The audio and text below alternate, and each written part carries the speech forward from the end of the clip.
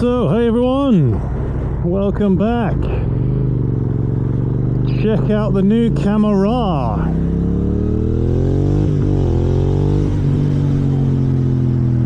What do you think to the viewpoint from inside the helmet? Pretty cool, right? I'm still figuring out which way around to have it so I can get the best results, etc, etc, etc, and which resolution I can actually work with, because I don't have a high-powered PC, phone, blah blah blah. Anyway, welcome along to the ride. We're gonna see how long the camera can film for. This morning I did do a test run and I got about 36 minutes of recording on 2.7K, and I'm now, as a test, running 1080p, and we'll see if that comes out all right.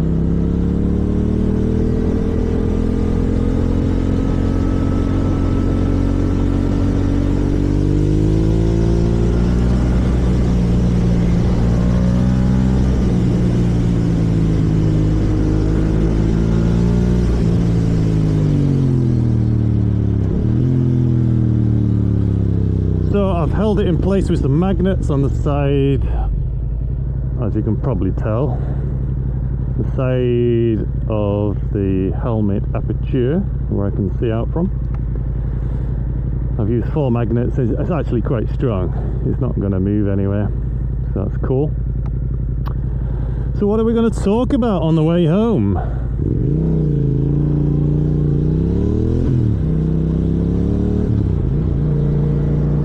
We could talk about, hey, do you remember the alignment tool that we used for aligning the clip-ons on to the bike? Well, it is now listed on eBay. I'll try and remember to put the link in the description below so you can go and buy one of those for yourself. Keep a lookout on there, because I might add things like the decals that I made for my bike, so things like this. If you want to buy logos, GYTR stuff, vinyl cut, then look out on there, or even send me a message or comment below what you might want to buy, and we can throw stuff on there and you can buy stuff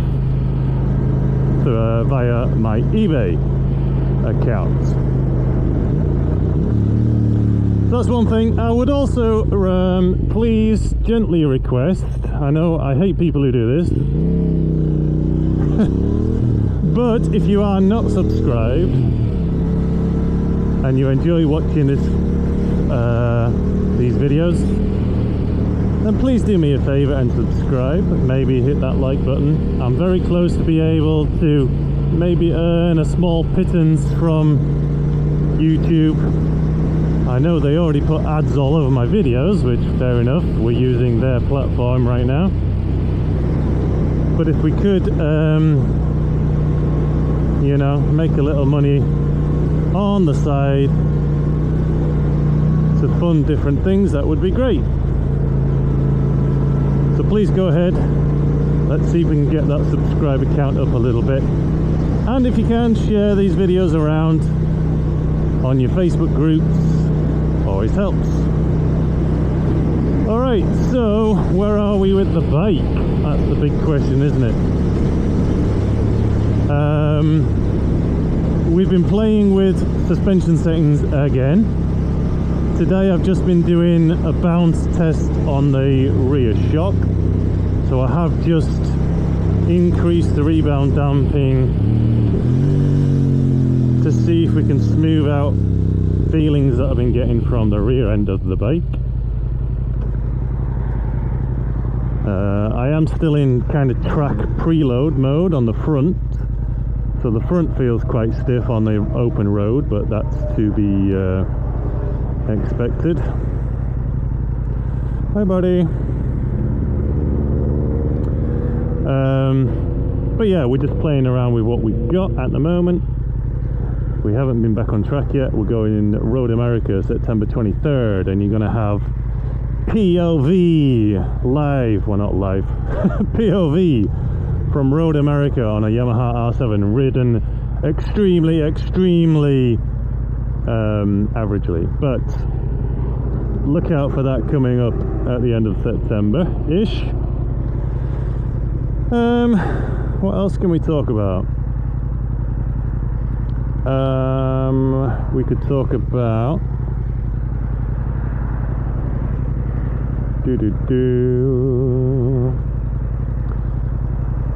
Oh, I had loads to talk about this morning when I was doing my test run. Let's go! We should probably focus on riding first. Chat second. Anyway, it's gorgeous day here, Illinois. And we're having fun on the bike. What could be better in life than being on your motorbike in the sunshine, having a great old time?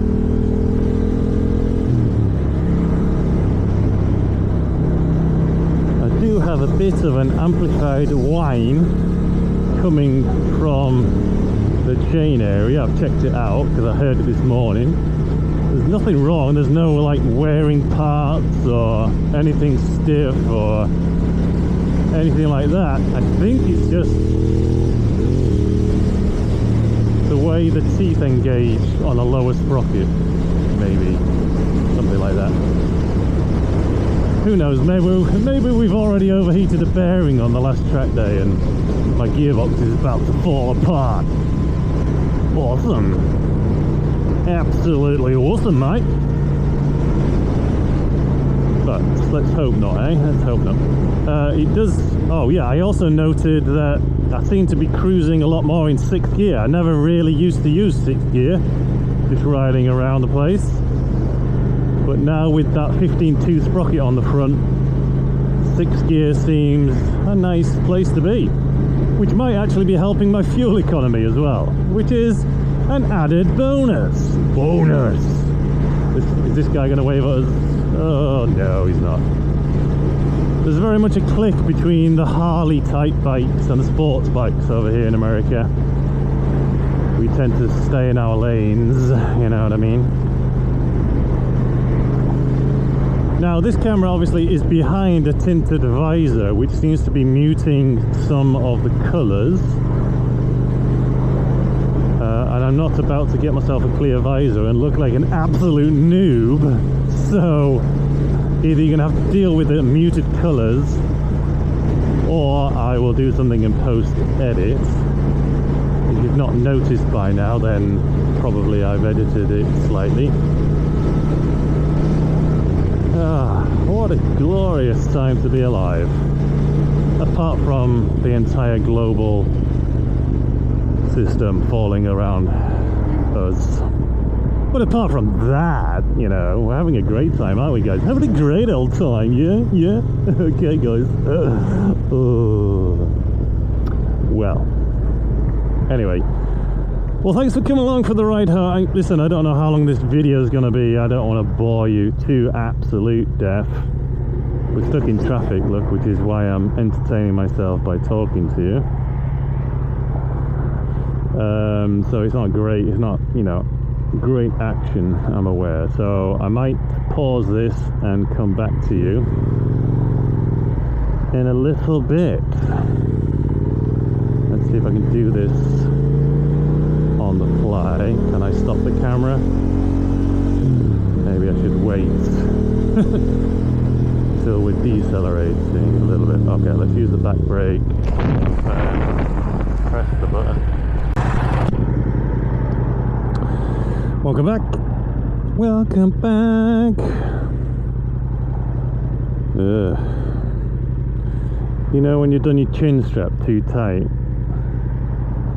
and now you've got to sit here for an hour with a chokehold on your helmet. That's me right now. My bike is 200 degrees Fahrenheit, and I can feel it between my legs. Come on, people. We need some airflow.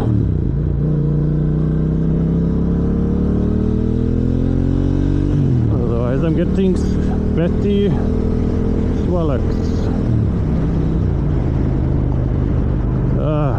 Beautiful though. It's beautiful. Not complaining. Beautiful.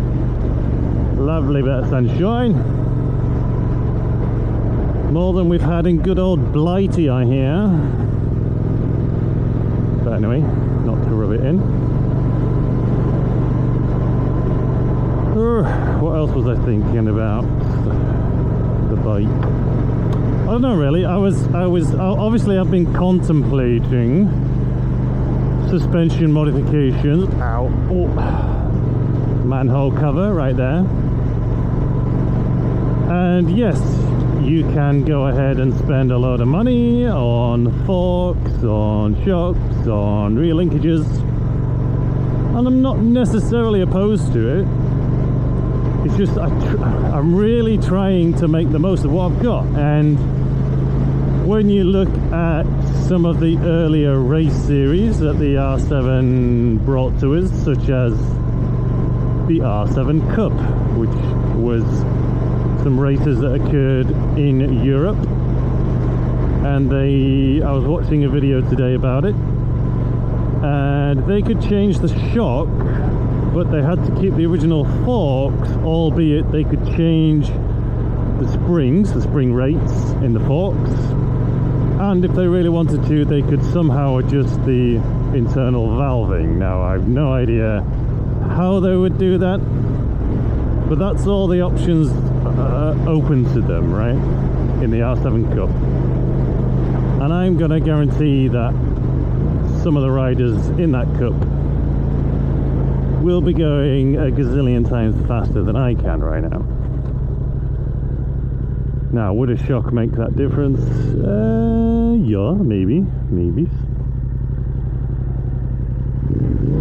And they were, it looked like they were on the basic Olin shock, so no external reservoir, just a straight, you know, shock with some adjustments on it. All internal gassing, valving, whatever. So that aside, which you can probably pick up for around $600 maybe. Haven't looked too deeply yet. But apart from that, they're using a stock triple clamp, stock yokes, should I say. They were on Pirelli SC1 slicks. So tyres are definitely on my shopping list, don't get me wrong. They are. I would like to get rid of these stock Bridgestones for the track. There's been no issues on the road, but I'm sure we'd all like the best rubber on the track, wouldn't we? So those, you know, maybe rubber and stiffer springs in the forks and some slightly heavier fork weight of fork oil, you know, might do wonders for me. I just don't know yet, and that's why I like to experiment and mess about, to try and find out these things, you know.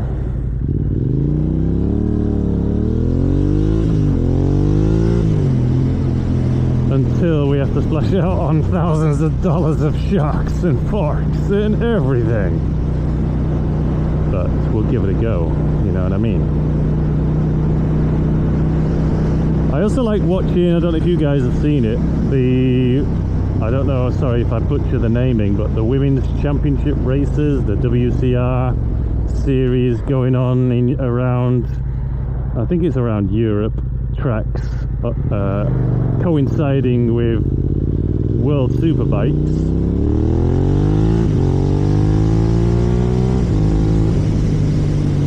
Excuse me. But so it's a single make class, being the R7, and they're all females, and they have some good battles. Maria Herrera, Ana Carrasco are the two big names that are in it, and they are regularly at the front. And yes, don't get me wrong, the field is rather spread out, But the top 3 or 4 have actually been producing some very good racing, and I don't say that patronizingly. You know, they're amazing, and they're a million times better on a bike than I am right now. And it's just good fun to watch, and it's great to see the R7 being used in that way. And again, I'd love to know the regulations of that series and what you're allowed to do and what shocks and forks they're running, you know. I'm a bit of a nerd when it comes to that, and I'm always trying to look at when they're in the pits, etc., like trying to figure out the components on the bikes, and you know, it's just how I spend my time. You know what I mean? So yeah, so that's a good series. If you haven't seen it, they're all broadcast live on YouTube, so if you're stuck for some free racing to watch, it's a good series to watch. Right, I'm going to try and pretend to go fast around here, but not actually go fast. Try and get some camera angles for you on this curve. Look at that boat. Look at boat on river. Look at that. Right, let's pretend to go fast. Oh my goodness, so fast. Oh my god, he's into the corner. Oh, look at him go. Oh, now he comes around this corner. Oh, he's so fast. Look at him. Oh, lighting the world on fire. If anyone would like a motorcycle, buy that one. Anyway. So yeah, you know, I think there's still a lot to be had out of my stock, relatively stock R7. But yes, eventually, I've no doubt, eventually when the budget allows, we may end up with some fork, oh look, we got a car show, fork cartridges, and maybe a simple rear shock. We've got a car show on today, guys. Look at it. Look at them all. What do we got? We've got Corvettes, Dodges, lots of Corvettes and Dodges, basically. If you like your Dodges and your Corvettes, come along. Come along if you think you're odd enough. Alright. Well, I'm not going to bore you any longer. When we get to this junction, I will switch off the camera, see how much percent battery we've got left when we get home, and that will give us an idea of how much we can get per charge on 1080p. So I wish you well. Please, again, if you can, subscribe if you're not already, like if you can, share even if you can. And we'll be back with more videos in the future. Oh no, I've built up the ending, but now I can't switch the camera off because we're going to go through these traffic. Oh, thank you. We're going to go through these traffic lights, and I thought we were going to get stopped. Right. Do I dare lift my visor at this speed? Ah! Oh, sorry.